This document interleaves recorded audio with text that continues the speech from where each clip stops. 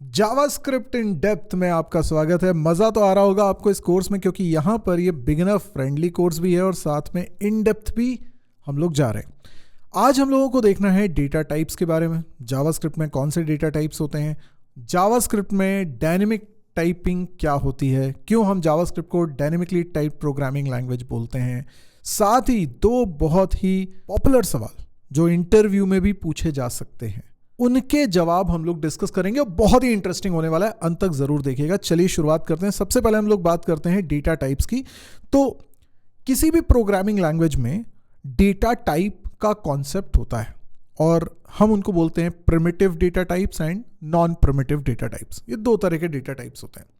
तो बेसिकली हम लोगों ने प्रीवियस लेक्चर में देखा था कि डेटा क्या होता है, हमने देखा था वेरिएबल्स क्या होते हैं। तो हम लोग अपने प्रोग्राम के अंदर डेटा को हैंडल कर रहे होते हैं, डेटा के ऊपर ऑपरेशंस कर रहे होते हैं। ये जो डेटा है ये बड़ी वैरायटी का डेटा होता है। अब किसी नंबर को आप सोचिए, किसी पर्सन की एज है, किसी के मार्क्स हैं, ये सब नंबर्स हैं। तो नंबर एक तरह का डेटा हो गया। लेकिन किसी व्यक्ति का नाम है, किसी शहर का नाम है, ये एक टेक्स्ट है, इसको हम बोलते हैं स्ट्रिंग। ऐसे डेटा कई कैटेगरी में डिवाइड किया जा सकता है और प्रोग्रामिंग लैंग्वेजेस में हर तरह के डेटा को इंटरनली हैंडल करने में अलग अलग एफर्ट्स लगते होंगे। तो इसी वजह से डेटा की कुछ कैटेगरीज बनाई जाती हैं कि डेटा कितने प्रकार का है, ताकि उनको एक प्रकार के डेटा को एक तरीके से हैंडल किया जा सके। सो ये सब इंटरनल है। लेकिन जावास्क्रिप्ट में डेटा कितने प्रकार का होता है, डेटा टाइप्स कितने होते हैं। तो जावास्क्रिप्ट में टोटल 8 डेटा टाइप्स आप लोग देखने वाले हैं। अब इस 8 डेटा टाइप की लिस्ट में आप पहले 7 डेटा टाइप अलग समझेंगे और एक डेटा टाइप अलग समझने वाले, क्योंकि पहले तो मैं आपको दिखाना चाहता हूं कौन कौन से डेटा टाइप्स होते हैं। तो चलिए देखिए, ये है प्रिमिटिव टाइप्स। प्रिमिटिव का मतलब क्या होता है, बेसिक, फंडामेंटल, जो लैंग्वेज आपको प्रोवाइड कर रही है कि भाई देखो डेटा की ये कैटेगरी है। जब भी तुम प्रोग्राम बनाओगे, यहां पर देखो ऐसा तो होता नहीं है कि आप पहले डेटा टाइप बताते हो कि मैं इस वेरिएबल में इस टाइप की वैल्यू रखूंगा, ऐसा नहीं बताते। क्योंकि जावास्क्रिप्ट कैसी है, डायनेमिकली टाइप्ड प्रोग्रामिंग लैंग्वेजेस है। C++, जावा जैसी programming languages statically typed programming languages थी। इसका मतलब है वहां पे आप पहले डिक्लेयर करते थे, आप लिखते थे इंट x, फ्लोट y, यानी आप बताते थे कि ये जो वेरिएबल है इसमें किस टाइप का डेटा स्टोर होगा। तो इंट, कैर, फ्लोट, इस तरीके से वहां डेटा टाइप्स होते थे। अब प्रोग्रामिंग लैंग्वेज अपनी तरफ से जो डेटा टाइप्स प्रोवाइड करती है उनको हम प्रिमिटिव डेटा टाइप्स बोलते हैं। जावास्क्रिप्ट में आप सीधे वेरिएबल बनाते हो और उसके अंदर डेटा रखते हो। वो डेटा को देखकर समझ जाता है कि ये किस टाइप का डेटा है और उस वेरिएबल का टाइप उस समय वो डिसाइड हो जाता है। टाइप क्योंकि वेरिएबल के अंदर जैसे हम वैल्यू रखते हैं उससे डिसाइड होता है, तो हम जावास्क्रिप्ट के अंदर वेरिएबल की वैल्यू चेंज भी कर सकते हैं और ऐसी वैल्यू भी कर सकते हैं जो अलग टाइप की हो। तो डायनेमिकली हम उसका टाइप भी चेंज कर सकते हैं। ठीक है, तो चलिए इन सब चीज़ों को हम समझते हैं आज। सबसे पहले इस स्क्रीन को देखिए, यहाँ पर लिखा हुआ है JavaScript has 8 basic primitive data types and non primitive data type. कौन से हैं इनको ज़रा समझते हैं। सबसे पहले हम बात करते हैं स्ट्रिंग की। ठीक है, नॉन प्रिमिटिव डेटा टाइप हम भी बना सकते हैं, पर अभी उनकी बात नहीं, पहले हम प्रिमिटिव डेटा टाइप की बात करते हैं। तो प्रिमिटिव डेटा टाइप में आप एक देखोगे स्ट्रिंग। ठीक है, स्ट्रिंग जिसका एग्जाम्पल आपको दिख रहा है, डबल कोट्स में आपने लिखा माई सर जी, तो this is an example of string. Okay, number जैसे कई लैंग्वेजेस में इंटीजर अलग होता है, फ्लोटिंग वैल्यूज अलग होती हैं, यहाँ नंबर में दोनों चीज़ें आ जाती हैं। आप इंटीजर वैल्यूज भी ले सकते हो और पॉइंट वाले नंबर्स भी ले सकते हो जिसमें पॉइंट लगा होता है। बुलियन वैल्यूज होती हैं, तो बुलियन वैल्यू या तो ट्रू होगी या फॉल्स होगी, दो ही वैल्यूज होती है, इसीलिए बुलियन बोलते हैं उसको, ट्रू फॉल्स। और सब स्मॉल लेटर्स में लिखा जाता है, जैसे पाइथन के अंदर ट्रू फॉल्स में पहला लेटर कैपिटल होता है, वैसा कुछ नहीं है, यहाँ पे सब स्मॉल में। एक और टाइप होता है नल। ठीक है, उसके लिए स्मॉल लेटर में आपको लिखना है नल। देखो जावास्क्रिप्ट जो है वो केस सेंसिटिव लैंग्वेज है, तो इसके अंदर कैपिटल स्मॉल का बड़ा खेल है, तो आपको सही लिखना है। फिर एक अनडिफाइंड टाइप भी होता है जिसके बारे में हमने प्रीवियस लेसन में सुना था। तो अनडिफाइंड भी एक टाइप है। तो जब आप वैर कीवर्ड की मदद से कोई वेरिएबल बनाते हो और उसको इनिशियलाइज नहीं करते हो, तो उसके अंदर बाय डिफॉल्ट क्या वैल्यू जाती है, अनडिफाइंड। लेकिन क्या किसी वेरिएबल में हम खुद से भी अनडिफाइंड रख सकते हैं? चलिए देखते हैं। थोड़ा सा हम लोग कोडिंग विंडो पे भी चलते हैं। कोडिंग विंडो पे जाते हैं और यहाँ पर मैं एक वेरिएबल बना रहा हूँ, लेट्स से वैर कीवर्ड की मदद से मैंने बना लिया और मैं इसमें रखना चाहता हूँ अनडिफाइंड, यस, आप ऐसा रख सकते हो। और अब मैं यहाँ पर लिखता हूँ console.log और x की वैल्यू प्रिंट कराता हूँ। ठीक है, यहाँ पर मैंने इसको चलाया, देखिए अनडिफाइंड प्रिंट हो रहा है। क्या मैं इसके अंदर कोई, अच्छा यहाँ पर अगर मैं लिख दूँ नल, तो ये क्या प्रिंट करेगा? तो ये नल प्रिंट करेगा, यानी कि अभी मैंने वेरिएबल का टाइप चेंज कर दिया। वेरिएबल का टाइप अब नल हो चुका है, इसके पहले अनडिफाइंड था। तो वेरिएबल का टाइप अलग अलग हो सकता है ना, तो ये वेरिएबल के टाइप्स हैं। अच्छा, इसमें मैं ट्रू या फॉल्स ऐसा कुछ भी रख सकता हूं, तो एक्स के अंदर वैल्यू रख दी ट्रू। ठीक है, अच्छा मैंने आपको लास्ट लेसन में ये भी बोला था कि बनते कोशिश आप वैर कीवर्ड का यूज़ ना करें, लेट का यूज़ करें, ज़्यादा बेटर है लेट या कॉन्स्ट। तो मैं यहाँ पे लेट कर देता हूँ। ठीक है, तो कोई फ़र्क नहीं पड़ेगा, वो आउटपुट में तो सेम ही आने वाला है, जो वैल्यू हमने रखी है वही आएगी। ठीक है, एक्स वेरिएबल को बाद में डिक्लेयर किया और ये पहले मैं इसको प्रिंट करा रहा हूँ, तो फिर ये एरर देता है।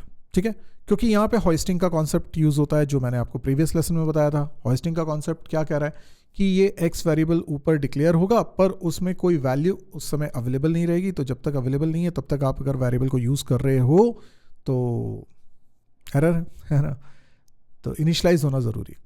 तो अगर मैंने लेट कीवर्ड की मदद से कोई वेरिएबल बनाया और उसमें कोई वैल्यू असाइन नहीं करी है, तो भी उसके अंदर अनडिफाइंड आ रहा है। ठीक है, ओके। इसके अलावा आप देख रहे हो कि और भी टाइप्स हैं, जैसे कि सिंबल। अब ये सिंबल वैसे बहुत रेयरली यूज़ होता है, इसके बारे में हम अभी ज़्यादा नहीं देखेंगे। एक होता है बिग इंट, तो जब आपको बहुत बड़े नंबर्स की ज़रूरत होती है तब आप बिग इंट का यूज़ करते हो। लाइक नंबर्स जो कि बहुत ही बड़े हैं, लाइक 2 पावर 53 माइनस 1, इससे भी बड़े नंबर, ये बहुत बड़ा नंबर है, तो बिग इंट भी रेयरली यूज़ होता है। आप इस तरह के नंबर्स में सफिक्स में n सिंबल का यूज़ करते हो, लास्ट में स्मॉल n का यूज़ करते हो, जिससे ये पता चलता है कि ये बिग इंट वाला नंबर है। तो ये सब हैं प्रिमिटिव टाइप्स, ये जितने लिखे हुए हैं दीज आर प्रिमिटिव टाइप्स। लेकिन हमारे पास नॉन प्रिमिटिव टाइप भी हैं, यानी कि ऑब्जेक्ट टाइप। ठीक है, ऑब्जेक्ट, एरे और फंक्शन, ये सारे क्या हैं? ऑब्जेक्ट टाइप के माने जाते हैं। तो एरे हो चाहे फंक्शंस हो, ये भी टेक्निकली ऑब्जेक्ट्स ही हैं, और ऑब्जेक्ट तो ऑब्जेक्ट है ही। अब ऑब्जेक्ट क्या होता है? देखिए, जावास्क्रिप्ट के अंदर ऑब्जेक्ट बनाने का तरीका क्या है? आपने एक वेरिएबल बनाया लेट एक्स, और ये एक ऑब्जेक्ट बनाना चाह रहा हूँ, तो मैं इसमें करली ब्रैकेट में वैल्यूज़ लिखने वाला हूँ, करली ब्रैकेट में। और ये जो वैल्यूज़ मैं लिखूँगा ये की वैल्यू पेयर में होंगी। जैसे मैंने लिखा नेम और फिर कोलन लगाया, और कोलन लगा के लिख रहा हूँ अरुण। ठीक है, कॉमा लगाता हूँ, एज, और फिर मैंने लिखा 35। तो ये इस तरीके से मैं और भी कितने भी इसके अंदर वेरिएबल्स बना सकता हूँ। तो ये क्या है? ये करली ब्रैकेट से करली ब्रैकेट तक ये जो ब्लॉक आपने बनाया है, इस तरीके से आप ऑब्जेक्ट बनाते हो। ये आपने एक्स में असाइन किया है, तो एक्स क्या है? एक ऑब्जेक्ट है। अगर मैं console.log x कर दूं तो क्या होगा? मैं ऑब्जेक्ट को प्रिंट कराना चाहता हूं, तो वो इस तरीके से प्रिंट कर रहा है, राइट? हाँ, सिंगल कोट्स में भी आप लिख सकते हो स्ट्रिंग को, और डबल कोट्स में भी लिख सकते हो, दोनों अलाउड है। तो मैं कह रहा हूं कि ये जो x है ये किस टाइप का डेटा कंटेन कर रहा है? ये ऑब्जेक्ट टाइप का डेटा कंटेन कर रहा है। तो कैटेगरी आपको पता होनी चाहिए, कितनी कैटेगरीज हैं। तो हम लोगों ने देखी यहाँ पर कैटेगरीज। तो पहले तो हम लोगों ने देखी ये कैटेगरीज हैं, और अब हम देख रहे हैं ये भी कैटेगरीज हैं। अब इसमें एरे, फंक्शन, ठीक है, ये भी होता है। तो जावास्क्रिप्ट में एरे कैसे बनाओगे? तो मैंने एक एरे बनाया, लेट्स से y नाम का या a नाम का एक एरे बना लेता हूँ। उसके अंदर मैं रख लेता हूँ 10, 20, 30। तो ये मैंने एक एरे बना दिया। तो इस a की वैल्यू में प्रिंट करा रहा हूँ, ये देखिए 10, 20, 30 प्रिंट हो रहा है। ठीक है, और हम फंक्शन बनाते हैं, जैसे अब फंक्शन एक्सप्रेशन भी ले सकते हैं, फंक्शन डिक्लेरेशन भी ले सकते हैं। तो मैं फंक्शन डिक्लेरेशन ले रहा हूँ, तो मैंने लिखा फंक्शन, और फंक्शन का नाम f1, और कुछ नहीं, इसके अंदर लिख देते हैं console.log hello। ठीक है, सिंपल सा कोड है। तो ये जो f1 है ये क्या है? मैं यहाँ f1 लिखता हूँ। ठीक है, ये क्या प्रिंट करेगा? ये बताएगा कि this is a function. Okay, इसने फंक्शन बताया, क्योंकि F1 के बाद मैंने पैरेंथेसिस नहीं लगाया। ये 10th लाइन में मैं F1 के बाद पैरेंथेसिस लगाऊंगा, मतलब मैं फंक्शन को कॉल कर रहा हूँ, और पैरेंथेसिस नहीं लगा रहा हूँ तो मैं सिर्फ फंक्शन का नाम लिख रहा हूँ ना, तो वो बता रहा है कि F1 इज अ फंक्शन। ठीक है, अब मैं कह रहा हूँ कि चाहे आप एरे बनाओ, चाहे आप फंक्शन डिक्लेरेशन करके फंक्शन बनाओ, या आप ये ऑब्जेक्ट बनाओ, ये तीनों टेक्निकली होते ऑब्जेक्ट्स ही।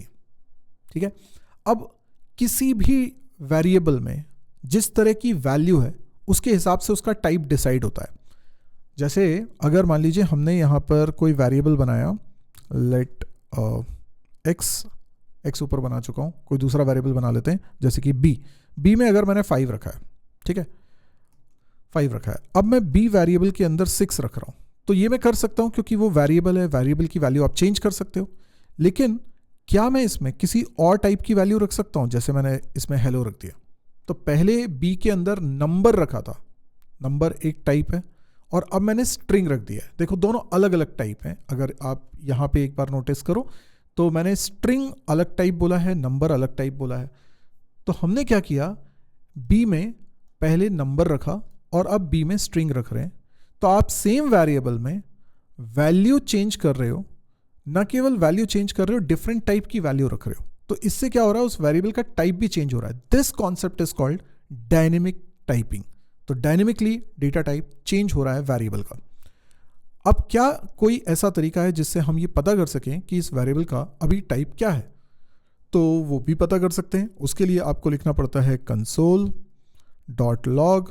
और एक तरीका है टाइप ऑफ में आप लिख दीजिए बी, तो ये बी का टाइप बता देगा। ठीक है, मैं ऊपर वाला ये कंसोल हटा देता हूँ सो दैट कि और कुछ प्रिंट ना हो। F1 फंक्शन को तो मैंने कॉल करा ही नहीं है। ठीक है, ये चलाया मैंने, देखिए क्या प्रिंट कर रहा है, स्ट्रिंग, यानी कि वो टाइप बता रहा है। अब आप समझे, अगर मान लीजिए बी के अंदर 5 है, ठीक है, तो बी का टाइप क्या होगा? तो बी का टाइप होगा नंबर। अगर बी के अंदर ट्रू रखा हुआ है तो बी का टाइप क्या होगा? तो बी का टाइप होगा बुलियन। इस तरीके से हमें टाइप पता चल रहा है। हमने पहले 3 टाइप देखे, लेकिन ज़रा बाकी के टाइप्स को भी हम लोग एक्सप्लोर करें, खासतौर पे अनडिफाइंड को। तो चलिए, क्या मैं इसमें एक्सप्लिसिटली अनडिफाइंड रख सकता हूँ? बिल्कुल रख सकता हूँ, अनडिफाइंड। ठीक है, अब हम इसको देखते हैं, what is the type? It is undefined. तो हमें टाइप समझ में आ रहा है। चलिए, लेकिन अगर मैं यहां पे लिखता हूं 125n, ये किस टाइप की वैल्यू है? ये किस टाइप की वैल्यू है? ये है बिग इंट। मैंने बताया था सफिक्स में अगर आप n लिख देते हैं तो वो बिग इंट कहलाता है। तो अगर मान लीजिए एक 2 पावर 53 माइनस 1, इससे बड़े नंबर भी रखने हो तो आप इसमें रख सकते हो, लेकिन इसका मतलब ये नहीं कि छोटे नंबर नहीं रख सकते, छोटे नंबर भी रख सकते हो, दोनों तरह के नंबर रख सकते हो। सिंबल को लिख लें, सिंबल। ओके, सो ये बता रहा है कि सिंबल टाइप का है, ये भी ठीक है। अभी सिंबल को ज़्यादा हम एक्सप्लोर नहीं कर रहे हैं, अभी नल रख रहा हूँ। ठीक है, नल रख रहा हूँ। अब मैं इसको चला रहा हूँ तो ये ऑब्जेक्ट बोल रहा है, this is strange behaviour of JavaScript. अब यहां पर ये इंटरव्यू में सवाल पूछा जाता है कि नल किस टाइप का है। ऐसे आपसे पूछा जाता है कि नल किस टाइप का है, तो आप बोलोगे कि नल टाइप का है। क्यों? क्योंकि यहां पर लिखा हुआ है ना टाइप। मैंने क्या लिखा हुआ है यहां पर, नोटिस करिए, मैंने यहां पर टाइप लिखा हुआ है नल। तो अगर किसी वेरिएबल के अंदर नल रखा हुआ है तो उसका टाइप अगर पूछेंगे तो हम बोलेंगे नल है, कैपिटल में लिखा है ना ये, तो नल टाइप का है वो। बट जब हम टाइप ऑफ के द्वारा ये पता कर रहे हैं कि इसका टाइप क्या है, तो वो बोल रहा है ऑब्जेक्ट। ये बात कुछ अजीब नहीं लग रही? यहीं पर बनता है इंटरव्यू का सवाल। अब आप समझ गए होंगे ये इंटरव्यू में क्यों पूछा जाता है, इंटरव्यू में क्यों ये सवाल होता है कि नल का टाइप क्या होता है। अगर किसी वेरिएबल में नल है तो उस वेरिएबल का टाइप क्या है? तो answer is null. But print करा रहे हो तो वो ऑब्जेक्ट आ रहा है, तो सवाल पूछेंगे ना कि भाई ऑब्जेक्ट क्यों आ रहा है, आप तो बोल रहे थे नल, ये तो ऑब्जेक्ट है। तो इसके बारे में बताता हूं। तो देखिए, अक्सर हम लोग बात करते हैं कि जावास्क्रिप्ट, मैं हमेशा से बोलता आ रहा हूं कि जावास्क्रिप्ट बहुत मेसी लैंग्वेज है। मतलब जावास्क्रिप्ट जब बनी होगी तब इतना शायद सोचा नहीं गया। आज ये काफ़ी ज़्यादा पॉपुलर लैंग्वेज है, बहुत ज़्यादा इसका यूज़ केस है, लेकिन ना जो इसमें गड़बड़ था वो अभी भी है। इसके कारण ये लैंग्वेज बहुत लोग क्रिटिसाइज़ भी करते हैं, बहुत ज़्यादा क्रिटिसिज्म झेलना पड़ा है इस लैंग्वेज को। लेकिन जो जावास्क्रिप्ट को पसंद करते हैं वो हमेशा इन चीज़ों से डिनाई करते आ रहे हैं। लेकिन सही बात है कि जावास्क्रिप्ट ने ये गंदगी तो फैला के रखी हुई है। क्या है मैं बताता हूँ। एक्चुअल में ये एक बग है।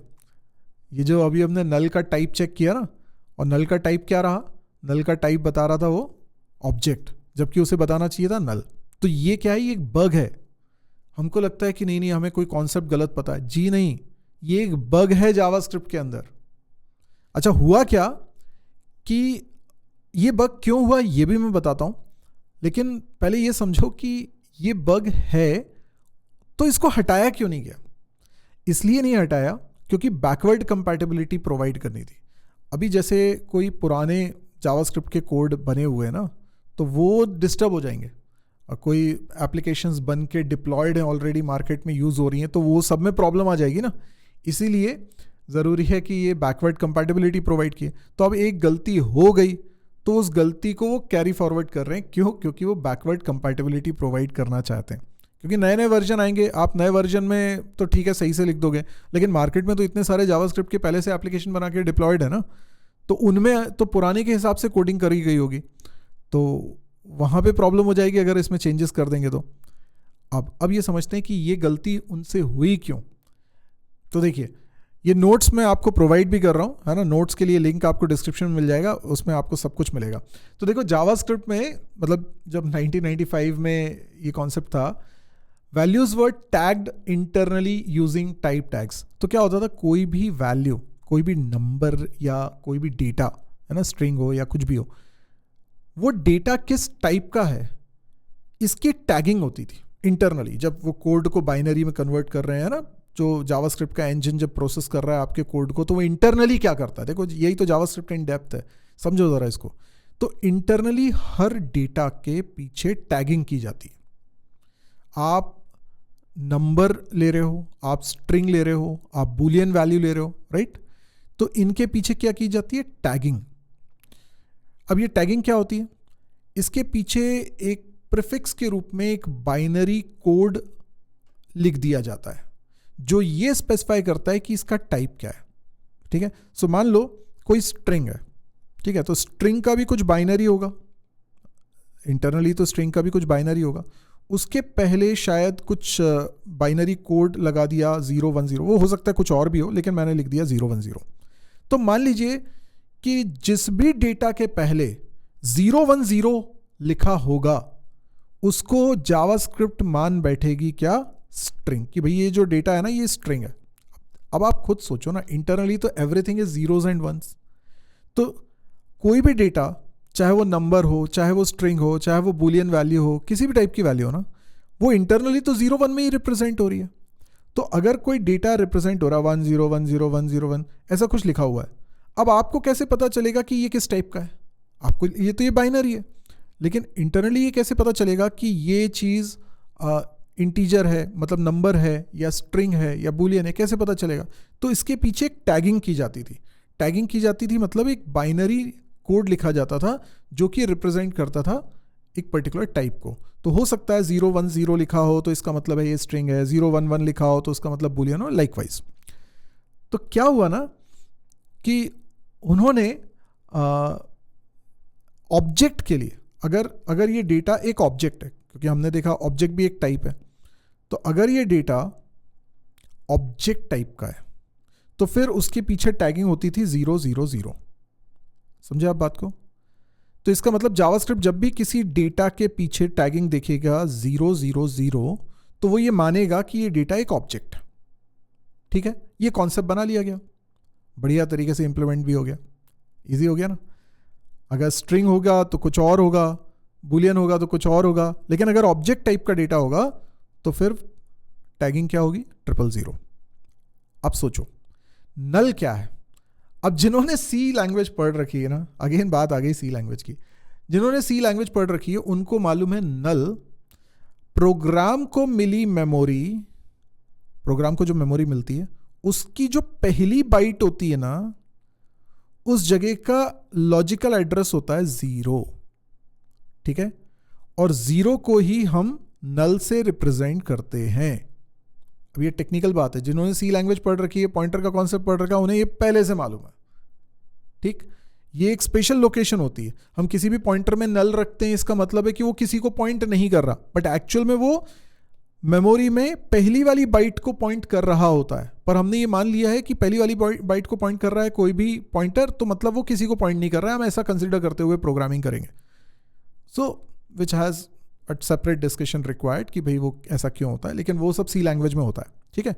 अब ये चीज़ तो हर लैंग्वेज में इंटरनली है ही ना, जावास्क्रिप्ट में भी है। तो जावास्क्रिप्ट में अगर आप कोई वेरिएबल बना रहे हो, आपने लिखा लेट एक्स असाइन नल, तो एक्चुअल में आप 0 ही रख रहे हो। वो जो पहली बाइट का, लॉजिकली पहली बाइट का एड्रेस है ना, वो 0 ही है, तो नल मतलब 0 ही होता है। अब 0 का बाइनरी रिप्रेजेंटेशन कैसा होता है? ऐसा होता है, ऐसा होता है, ठीक है, ये बाइनरी रिप्रेजेंटेशन है, ठीक। तो अब क्या होता है ना कि इसमें भी शुरुआत में 3 0 आ रहे हैं, तो जब जावास्क्रिप्ट चेक करती है तो वो देखती है कि अच्छा 3 0 है, तो उसको लगता है ये ऑब्जेक्ट है। समझे आप बात को? उसको लगता है ये टैगिंग की गई है और ये ऑब्जेक्ट है। ये हुआ है दिक्कत, ये है बग। अब देखिए कोडिंग में इसको बोलते हैं बग, कि हमने कुछ सोच के लिखा था कोड, लेकिन वो चीज़ कहीं पे प्रॉब्लम हो गई है ना, उसके इंटरप्रिटेशन कहीं और यूज़ होने लगे, तो 000 देख लिया उसने पहले, तो उसे ऑब्जेक्ट मानेगा। तो नल के साथ भी यही हुआ, इसलिए उसने क्या बोला? ऑब्जेक्ट बोल दिया। तो ये रीज़न है और ये एक बग है, ठीक है। तो इंटरव्यू में अगर आपसे पूछा जाएगा तो आप ये कहानी बता सकते हो, आप ये बता सकते हो कि इंटरनल टैगिंग की इस प्रॉब्लम की वजह से वो उसे ऑब्जेक्ट टाइप का बोलता है, पर होता वो नल टाइप का है। इसी तरीके से मैं एक प्रॉब्लम और आपके सामने रखता हूं। प्रॉब्लम यह है कि why type of array is an object. अरे इसका क्या मतलब है? इसका मतलब यह है कि अगर मैं यहां पर ये ए नाम से एरे बना रहा हूं, अगर मैं टाइप चेक करूं ए का, ठीक है, देखिए तो क्या आ रहा है? ऑब्जेक्ट आ रहा है। देखो वैसे तो मैं टेक्निकली बता चुका हूं कि एरे भी इंटरनली होता ऑब्जेक्ट ही है, तो इसलिए अगर वो ऑब्जेक्ट बता रहा है तो इसमें कोई आश्चर्य नहीं होना चाहिए। लेकिन फिर भी ये इंटरव्यू में सवाल बन जाता है कि भाई इसको एरे क्यों नहीं बोल रहे, इसको ऑब्जेक्ट क्यों बोल रहे हैं, ठीक है ना। तो आप इसका आंसर क्या देंगे? इसका आंसर ये है कि डेफिनेटली ये एरे है, पर ये टेक्निकली होता एक ऑब्जेक्ट ही है। तो अब आप देखो, ये मैंने ऊपर एक्स ऑब्जेक्ट बनाया हुआ है, और ये इसको भी मैं बोल रहा हूं कि ऑब्जेक्ट है, पर इन दोनों ऑब्जेक्ट में एक फ़र्क है। क्या फ़र्क है? फ़र्क ये है कि जब हम ऑब्जेक्ट बनाते हैं तो उसमें पेयर में डेटा रखते हैं, नेम, और ये जो नेम हमने लिखा है ना, ये की है, इसको बोलते हैं की। कोलन के पहले की होती है, कोलन के बाद उसकी वैल्यू होती है, तो की वैल्यू पेयर में डेटा हम रखते हैं।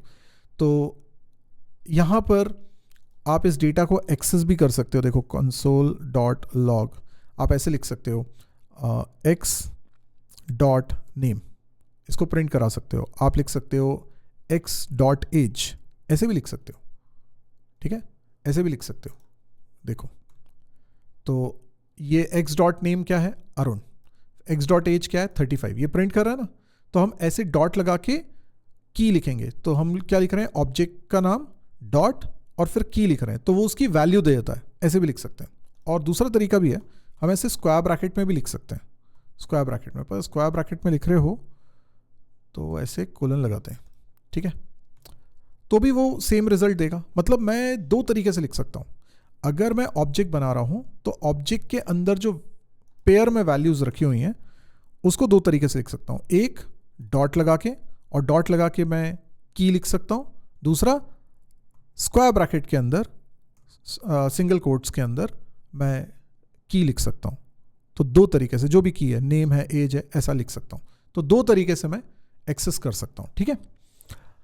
अब समझना क्या हो अगर ये कीज नंबर्स हो और 0 से स्टार्ट हो रहे हो, 0 1 2 3 4, गॉट इट?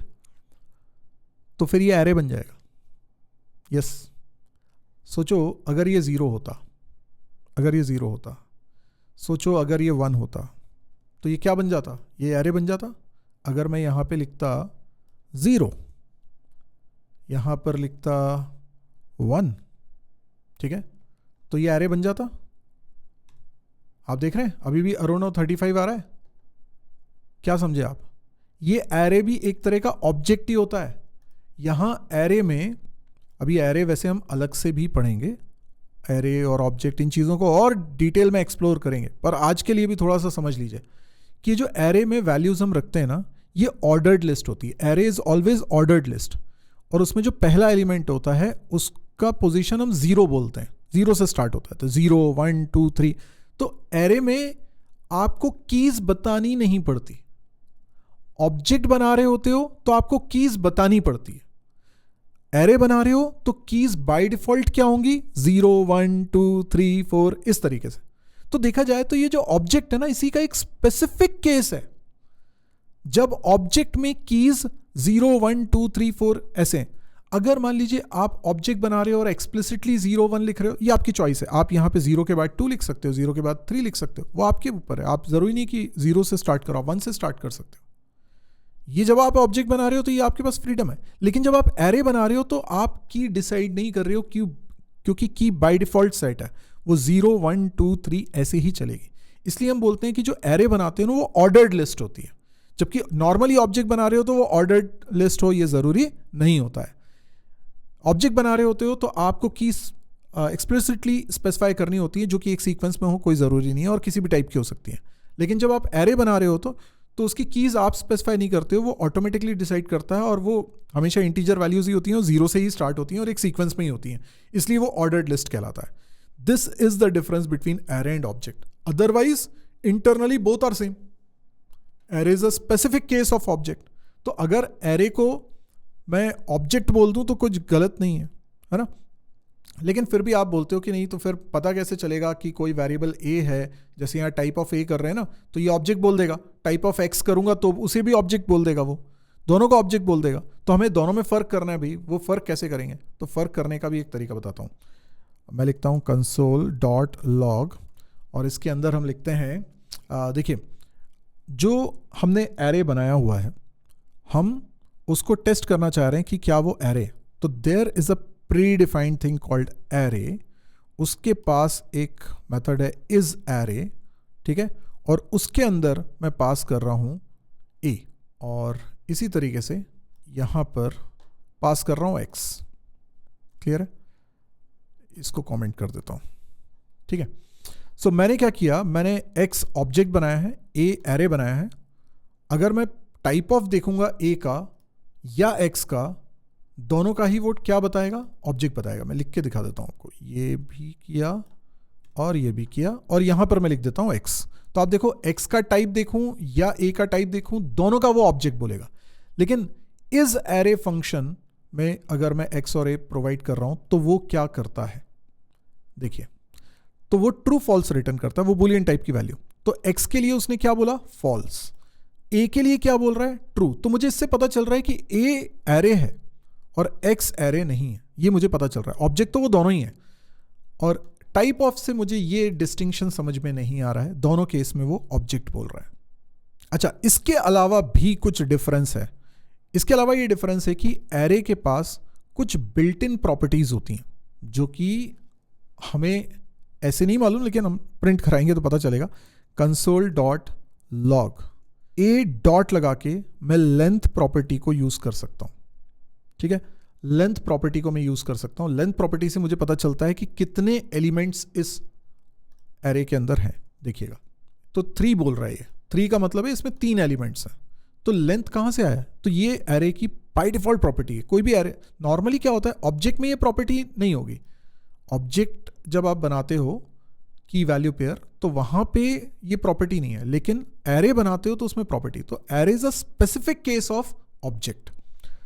इसके अलावा भी और भी कुछ प्रॉपर्टीज होती हैं, जैसे लेंथ एक प्रॉपर्टी है। इसके अलावा कुछ फंक्शंस हैं, जैसे एक फंक्शन होता है, देखो मैं यहाँ पे डॉट लगाता हूँ, ये अपने आप सजेशन में देगा। एक फंक्शन आपको दिख रहा है पुश, एक फंक्शन दिख रहा है मैप, एक फंक्शन दिख रहा है आपको फॉर ईच। ये सब फंक्शंस हैं। जॉइन ये फंक्शन है, लेंथ तो प्रॉपर्टी है।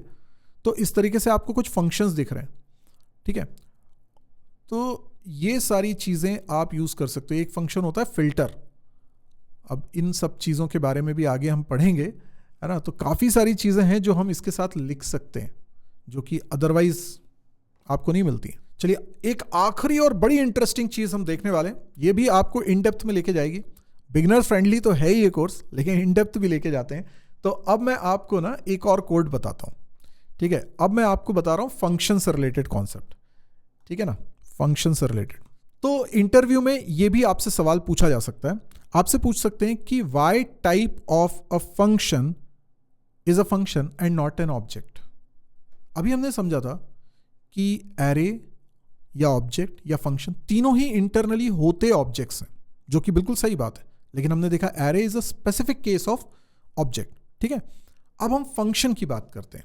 तो यहां पर मैं एक फंक्शन बनाता हूं, जैसे मैंने एक फंक्शन बनाया f1, और कुछ नहीं, ज़्यादा कुछ कोड नहीं लिख रहा हूं इसमें सिंपली लिख रहा हूं console.log और इसमें लिख देते हैं mysearch, ठीक है। सिंपल सा हमने यहां पर लिख दिया है। हम इस फंक्शन को आगे चल के कॉल करेंगे, लेकिन अगर मैं जानना चाहता हूं इसका टाइप, तो मैं लिख रहा हूं console. अभी मैंने फंक्शन को कॉल नहीं करा है, ध्यान रखिए, log, और अभी मैं सिंपली अगर लिखता हूं f1, तो ये क्या प्रिंट करता है। सिंपल मैंने f1 लिखा है और कुछ भी नहीं लिखा है। तो आप देख सकते हैं ये बता रहा है कि ये फंक्शन है, ठीक है, कोई दिक्कत नहीं है।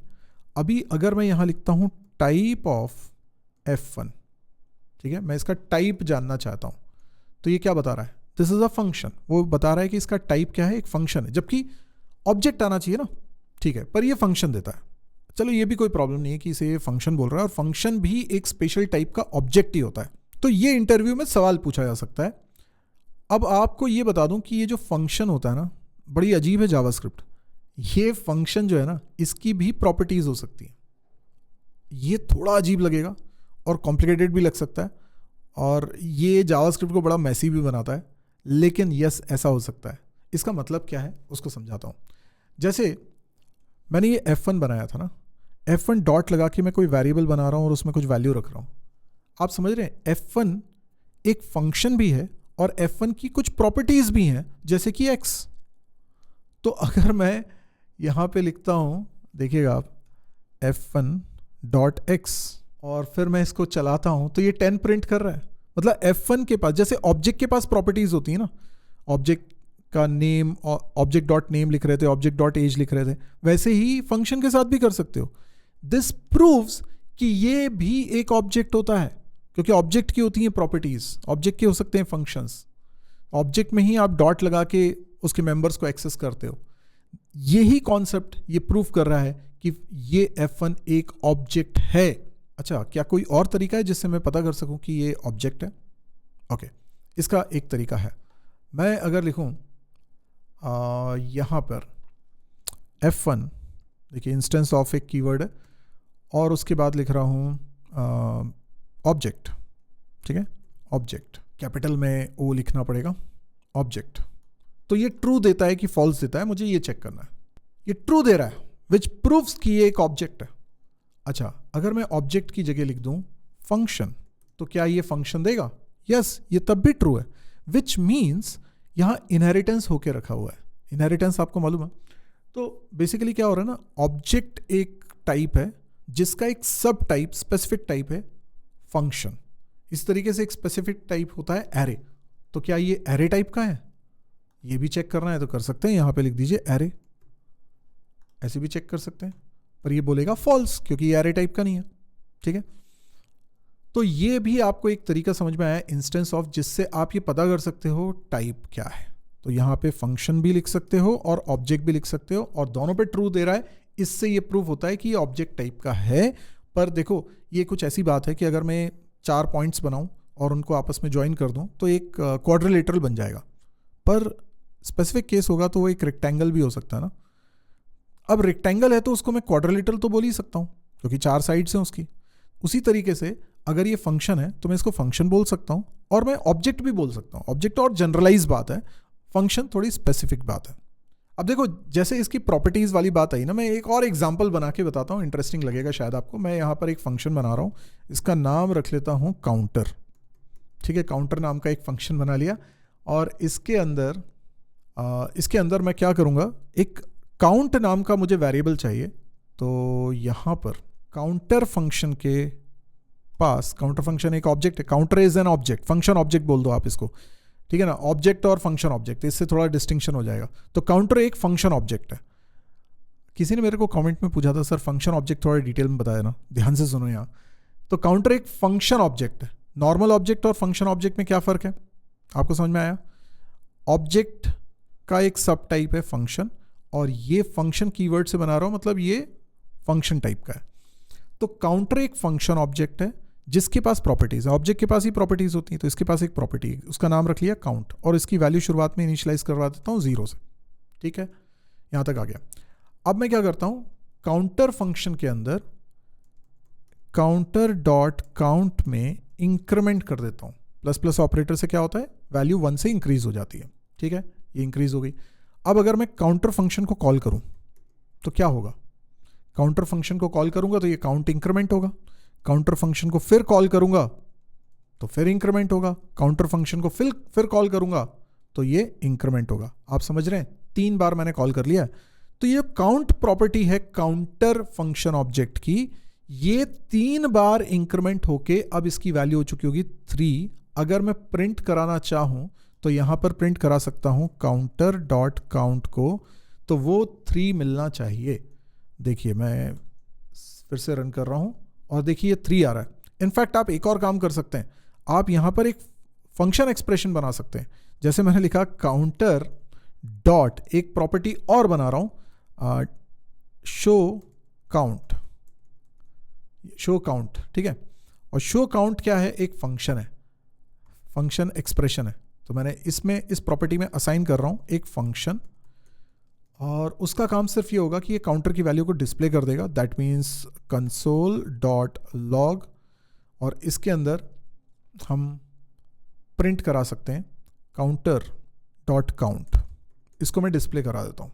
ठीक है, अब यहाँ पर आपको कंसोल डॉट लॉग नीचे लिखने की ज़रूरत नहीं है, आपको सिर्फ क्या करना है, काउंटर के शो काउंट फंक्शन को कॉल करना है और वो ये काउंट की वैल्यू प्रिंट कर देगा। ये देखिए 3 आ रहा है। अब ये बड़ा कॉम्प्लिकेटेड लग रहा होगा, ठीक है, लेकिन यहाँ पे मैं आपको इंट्रोड्यूस कराना चाह रहा था। फंक्शन चैप्टर तक तो अभी हम पहुँचे ही नहीं है, उसको पढ़ाया ही नहीं अभी यहाँ पे, लेकिन हमको समझ में आया कि यार फंक्शन ऑब्जेक्ट है एक्चुअल में, और उसकी भी प्रॉपर्टीज हो सकते हैं। ये चीज़ आपको सी में नहीं मिलेगी, C++ में नहीं मिलेगी, जावा में नहीं मिलेगी। ये बड़ा यूनिक सा कॉन्सेप्ट आपको देखने को मिल रहा है, और आप देखो उसके साथ आप फंक्शन भी एसोसिएट कर पा रहे हो, एक प्रॉपर्टी है शो काउंट, उसके साथ आप एसोसिएट कर पा रहे हो। So this is something amazing. तो आई होप आपको जावास्क्रिप्ट पढ़ने का ये स्टाइल थोड़ा डिफरेंट भी लग रहा है, मज़ेदार भी लग रहा है, कुछ इन डेप्थ भी मिल रहा है, और कुछ नई चीज़ मिलती है तो थोड़ा कॉम्प्लिकेटेड भी लगता है, तो थोड़ा आपको ध्यान से सुनना पड़ता है, शायद वीडियो को रिपीट भी करना पड़ता है। करिए, एक्सपेरिमेंट भी करिए, कोडिंग विंडो पे जाइए, खुद टाइप करिए, खुद एक्सपेरिमेंट करिए और सीखिए इस चीज़ को। मज़ा आ रहा है तो कमेंट ज़रूर करिएगा, क्योंकि कमेंट करते हो तो मुझे मोटिवेशन मिलता है। और आप मुझे बताइए कि मुझे इतना डेप्थ में जाके चीज़ों को समझाना है कि नहीं समझाना है, आपको ये चीज़ मज़ा आ रहा है कि नहीं आ रहा है, या फिर मैं भी उसी तरीके से जावास्क्रिप्ट की सीरीज़ बनाऊं जैसे बाकी सीरीज़ यूट्यूब पे आपको मिल जाएंगी, जिसमें सरफेस लेवल पे चीज़ें बता के और फटाफट ख़त्म कर दिया जाता है। वो तो देखो कंटेंट है ही, फिर आपको मेरे पास आने की ज़रूरत क्या। मैं पढ़ा रहा हूँ आपको इन डेप्थ। आपको ये तरीका पसंद आ रहा है तो लाइक ज़रूर करिए, शेयर करिए। देखिए व्यूज़ ज़्यादा आएंगे, आपके कमेंट ज़्यादा आएंगे, लाइक ज़्यादा होगा, तो मुझे पता चलेगा कि ये कंटेंट आप लोगों को चाहिए। और अगर आपने वीडियो देखा, आपको अच्छा लगा, लेकिन आपने कहा कमेंट नहीं करता, ठीक है क्या, क्योंकि कई लोग हैं जो अच्छा कंटेंट को अप्रिशिएट भी करते हैं लेकिन कमेंट नहीं करते। आपने कमेंट नहीं करा तो मुझे ऐसा लगेगा कि यार शायद ये कंटेंट लोगों को पसंद नहीं आ रहा, तो इस तरह का कंटेंट बनाने का मतलब नहीं है। तो ये मैसेज आप मुझे भी दो, ये कम्युनिकेशन हमारे बीच में होना चाहिए ना। यस, इस वीडियो के डिस्क्रिप्शन सेक्शन को ज़रूर पढ़ लीजिएगा, उसमें काफ़ी इंपॉर्टेंट लिंक्स दिए हुए हैं, वो आपके बेहद काम आएंगे। खासतौर पे प्लेलिस्ट का लिंक भी दिया हुआ है, नोट्स कहाँ से डाउनलोड करना है वो लिंक भी दिया हुआ है, देख लीजिए उसको। आज के लिए इतना ही, नेक्स्ट लेसन में फिर मिलते हैं।